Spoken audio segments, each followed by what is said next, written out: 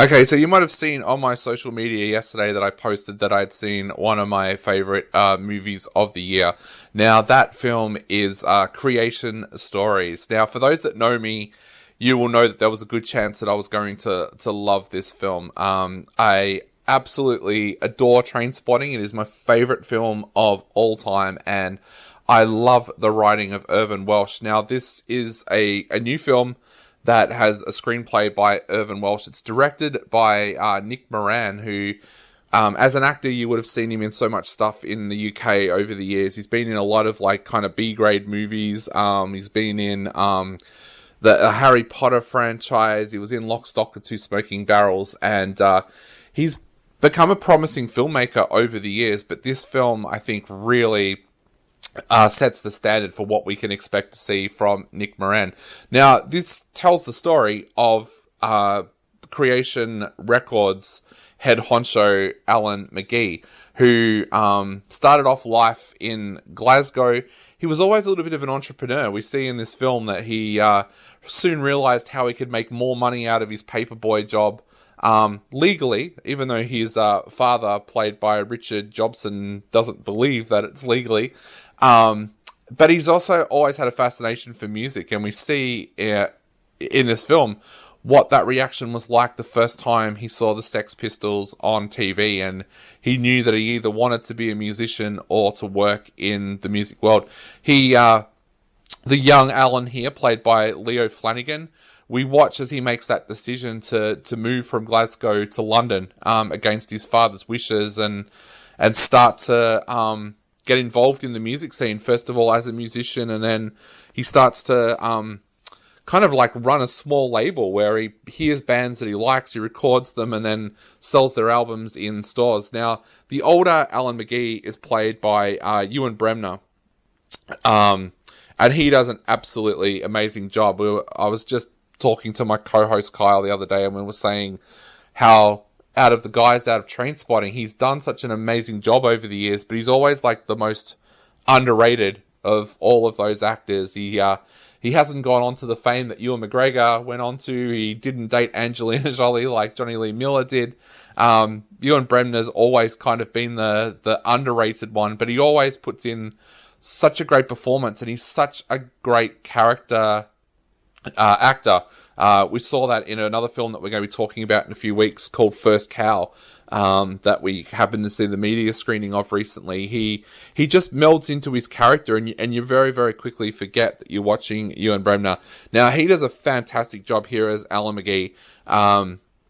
He again just blends into the character. Now, there's going to be some comparisons here to Trainspotting, because Alan McGee lived his life almost a little bit like Spud from Trainspotting, and I don't know whether they meant it as a nod, but there's a great bit at the start of this film where Ewan Bremner is sitting on a train holding a bag, and it almost feels like it's picked up from the end of Trainspotting, when Spud was given that bag from Renton of money. But it's not. But it might be a little nod. You don't know. Irvin Welsh might have been having a little bit of a tease there for all of us.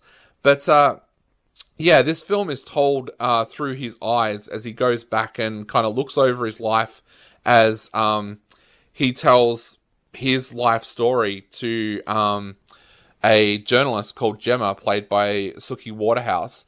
And as he goes back over his life, you really get a feel for what life was like for Alan McGee. It talks about how he went through the early days where they were always hassled for money. It felt like that Creation Records was going to go under before it even got anywhere, but the guys that set it up just so believed in the music scene that they wanted to be part of it, and wanted to showcase these bands that wouldn't have got noticed any other way. We see how they got their first major break by discovering Jesus and Mary Chain, but we see also how they get screwed over by a couple of bands, and basically the film goes right through to the day that they sign Oasis. But it also touches on the dark side of the music scene as well. We see Alan's drug abuse get to the point where he's got to go into rehab. There is times when you feel like him being involved with the music industry is ruining his life. It's ruining relationships. It's ruining his relationship with his parents. It's an amazing film, and it's got all the tropes in there that you would expect from an Irvine Welsh kind of film. It has the drug hallucinations that are like a little bit warped. At one point, Alan is seeing visions of one of his favorite poets talking to him. There's a sequence when his drug addiction is completely out of control and he's in LA, and it kind of borders on what you would expect from an Irvine Welsh kind of written film, and Nick Moran does a brilliant job bringing that to the screen as well.